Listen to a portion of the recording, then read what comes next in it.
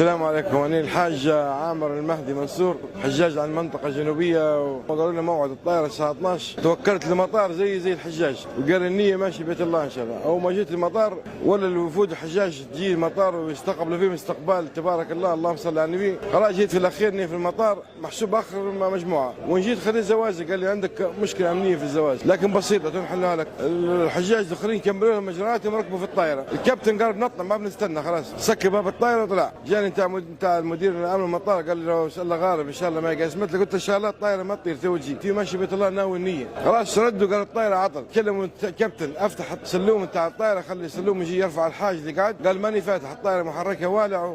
وجاي نفسه مدير الامن قال لي ما تكدر بالك ربك ما قسمت لي، قلت له والله مناديه ماني مروح من المطار. طارت مرتين وردت من جديد. الكابتن قال لهم والله ماني راكب كان ما جبتوا لي عامر. تو احنا في بيت الله الحمد لله يا رب.